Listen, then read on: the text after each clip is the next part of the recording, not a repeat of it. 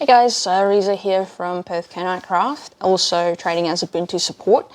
I just want to remind you, in this video series, I'm going to be sharing with you what I've learned when I went to do the PAT, being assessed to do the PAT in Brisbane, and thus hopefully helping you prepare for what you're in for and increasing your chances of actually passing the PAT. So here's the thing, today we're going to talk about handler skills and well-mannered dogs and what that means. So I've got some notes here so I don't go off on a tangent. So I coach both ends of the leash, and therefore it's important that the handler needs to learn some skills to ensure that the dog is well-mannered. But what does well-mannered mean in terms of the PAT? So here's the thing. The first thing that they're looking for is non-aggressive behaviors. And in my system, there's a difference between reactivity and aggression as follows. So reactivity is when your dog is stimulated in the negative system, so that's fear, frustration, and anxiety, or in the positive system, which is seeking or overexcitement. But the dog actually has no intention to cause harm, even though potentially injuries are caused due to the level of intensity which they present the behavior, aka drive. But essentially, the way I remember it is exactly as Jack Sparrow said, like, we must fight to run away. Okay. And an important lesson I learned from a guy named Sean O'Shea is he said, you need to learn to stop the fuse, not the explosion. So there are actually signals your dog will exhibit, even though a lot of people will say to me it happens out of nowhere. Your job is to learn what your dog's signals are. Okay, so these can look like high tail, which means lots of, like, the higher the tail is like the speedometer of a car. The higher the speedometer, the faster the car, and therefore the same for the tail. Hackles is like goosebumps, so that could be excitement or fear, showing teeth, becoming vocal, growling, it could be lunging, it could be jumping, all of which must not be present in the PAT. If something happens, can your dog risk, when they, let's say, startled or something, can they recover in less than 3 seconds?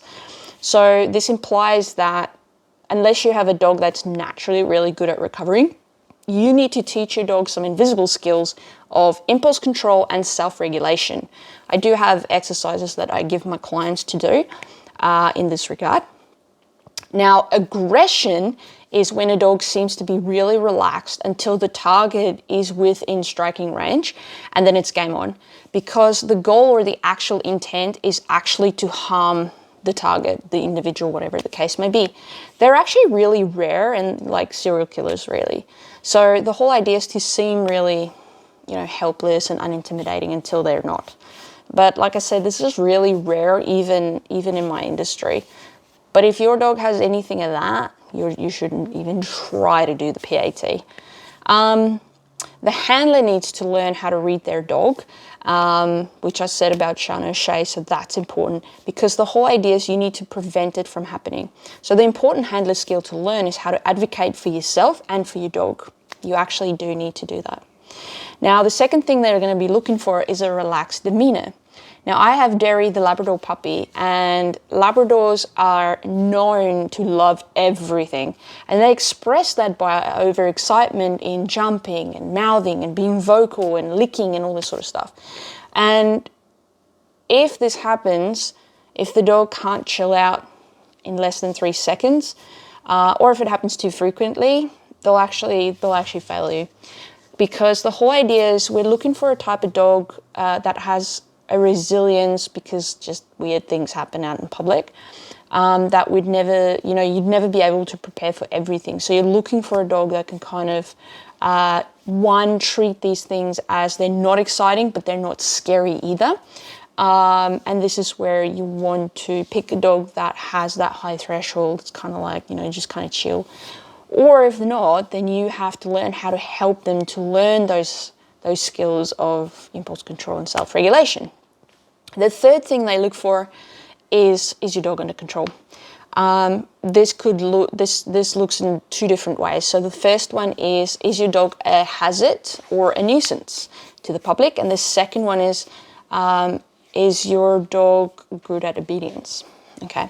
Now for the obedience one, there's 2 criteria that I always look for and explain to my guys to learn when to help and when to correct the dog. So you only ever correct a dog if they're really, really advanced in their training.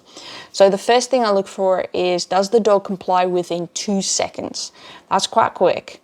The second thing is the dog must remain in that commanded position until either the handler gives a different command or actually releases the dog. And that's known as being obedient. So if your dog struggles with either of those, there needs to be some more training done, practice done. You need to learn some skills to help your dog get success first before you correct them. Because if you correct your dog out of ignorance, you're actually going to do some damage to your relationship. The trade-off is if you solely rely on obedience when your dog makes inappropriate decisions, is that it's always your responsibility to cue your dog. So for some dogs, if you do it long enough, up to 10,000 successful repetitions, they will start to actually do it themselves. However, there are other dogs that it just won't make a difference because the dogs just make different decisions in the absence of your cue. But only time will tell which your dog is going to be. So you've got to get to know them. If we go back to being unobstructed, so meaning your dog's not a hazard or a nuisance to the public, you will need to learn how to navigate the real world. Some people can be very fortunate and their community is very aware of assistance dogs and they're happy to kind of work around them, around you and your dog. However, most people in Perth, from my experience, out in the public are very uneducated. And they will not be quite aware of your presence of you and your dog. So often enough, like, who expects a dog to be at a cafe under a chair? So they'll maybe step on your dog's tail. So it's very important that you take responsibility for that because you want to keep your dog safe. We really shouldn't be putting that into the public's hands because they're just unreliable. It's not their priority. Their priority is there to get food and groceries and do whatever they're doing. So both ends of the leash need to learn how they can be cooperative together. And these are skills you must learn for luring, guiding, leash pressure, all that. So the handler can manipulate the dog, but the dog needs to learn how to be relaxed and compliant to keep everyone safe, right? So you got to meet that standard of safety in the PAT. Now, for example, I've got 8 obedience commands, of which usually the left heel, right heel, middle, sit, drop, stand, and recall will be used out in public. The last one's usually like a place training, like a crate or a bed or something like that. And I like to do that because it just gives you options to navigate the world. For example, like in an elevator. I once actually walked with a dog. We kind of end up in a corridor kind of way where we had the wall right next to us, and this lady just kept coming with a twin, stroller. And I'm like, I can't put my dog on my left or my right because, there's no space, there's a wall. She's on that side. She's not going to have space because she'll go into the road. So I actually had to put my dog in the middle, and then as I'm walking with the dog to the middle. The fourth thing, that they will be looking for is that your dog doesn't create any difficulty for the handler. Well, the first thing is your leash, and a leash is first and foremost a restraint tool, which came into play when cities became more populated and all that. But the good news is, just like a cell phone, it can be a communication tool, which is what it was made for, but you can also play games. So it can be multifunctional, and you can communicate with your dog on a tactile level. This brings me to the not pulling. They're actually going to be looking for that your dog's not pulling and that you're not constantly fighting with your dog. If you're really struggling with dogs in a heel position or loose leash walking and you're always yanking, cranking, or whatever it is you do, or always you're rewarding, that's actually not where your dog should be. Your dog should be quite further along. The question that'll come into mind if I'm talking to people is, how did you teach your dog about what loose leash means? For us, it's easy because it's a visual thing. However, I have never seen an untrained dog look at the leash to see how loose or how tight it is. Nope. For them, it's literally tactile feedback and learning to be aware of you in their peripheral vision. It took me 4 years to realize that, because when I came from South Africa to here, and I was like, what's loose leash? So in the real world, you can't really have a dog that's like in a focused hill and constantly making like eye contact with you while you're traveling, because, you know, what if your dog walks into a pole or walks into the street? So a dog has to learn to have a certain amount of awareness of you as well as the environment. So it's quite a hard skill to ask. It's actually a lot of stress for an assistance dog. So you must make sure that you decompress them. Wink, wink, nudge, nudge. The next thing to look for is the dog in a higher state of arousal? There are actually lots of dogs out there that will express them via, you know, like a higher arousal level via normal animal behaviors that are actually inappropriate in this, you know, context. And they don't know that. So some trainers will only focus on teaching dogs to only ever be in a low state of arousal, and that can be helpful. It's not really my style because I don't really work with dogs that are naturally calm. I actually work with the dogs that need a little bit different education. So they are rare. And I personally like to teach dogs to be able to learn to do what we call drive fluency or arousal fluency. All that means is that they learn the skill to shift from, let's say, one drive to another, or they shift from a higher arousal level to lower, or vice versa. And that's a really important skill for a working dog to learn. The fourth thing that they'll look for there is, does your dog have any impulse control? And this is part of trigger stacking or the layered stress model that I use in my systems for, you know, people to advocate for the dogs.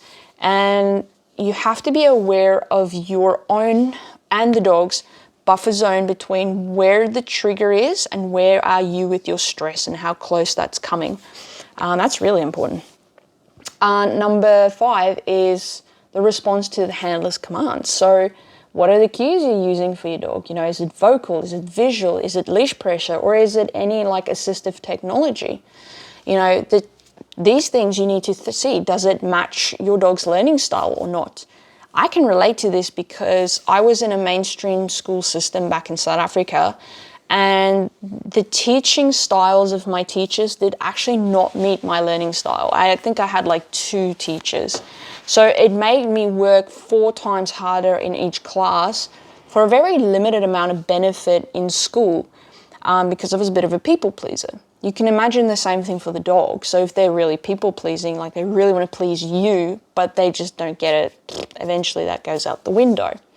The second thing is, if you're using like assisted technology, you know, because people who are disabled will have unique combinations of limitations. And this is where assistive technology comes into play. I have a young lady who is non-vocal and she can only communicate via computers. And she lives in a family and they've got this awesome Pomeranian, but they've had some problems. The cool thing is I've taught this dog with what the computers mean, but I also use the remote collar to help them enforce things. And, you know, so she can actually not only train her own dog, her own pet dog, but she can actually help when she needs to. And we're using the remote collar, and I'm telling you, everyone loves it. Even this little Pomeranian, he just loves being able to engage with all members of the family. The last thing I'll mention there with that is you also need to look at, does the breed is a great place to start. So for example, a Rottweiler versus a Border Collie. Rottweilers they used to be trained as actually as herding dogs, just like Border Collies. But somewhere along the line, they realized that they're quite suspicious of strangers, and they may quite, you know, they can look quite scary. So what happened is you have a Border Collies who are known to be very sensitive to voice commands because they need to be managed at quite distances with whistles and stuff. So if you growl at them, like, don't do that, they're like, oh, okay, I'm sorry. The Rottweiler is completely different. So in South Africa, if we had a bad guy breaking in, if the bad guy was yelling at the Rottweiler going, no, shit, and then it did, it's not a very good guard dog or deterrent. So they're generally not very good, generally, you might have the exception, with voice commands. But they're usually really good with tactile commands if you have a relationship. Of course, it's not all Rottweilers and it's not all Border Collies. So that's about it. And that's what we need to look for. We need to see, does the dogs match when you're out in the public with your handler skills and well-mannered dog. because you have to meet that minimum standard of the public access test. Now, I look forward to sharing the following video with you next Tuesday. Like, share, and comment if you find this helpful, especially with people who don't have assistance dogs, because we want to just educate them. Hey, but there's a challenge for you. The more likes, shares, and comments I get, the more motivated I become to, make more videos. Oh, and P.S., if you have any questions, you're welcome to pop them in the comments, and I'll see if I can find some time to answering these questions. So I hope you guys find that helpful, and enjoy the rest of your week.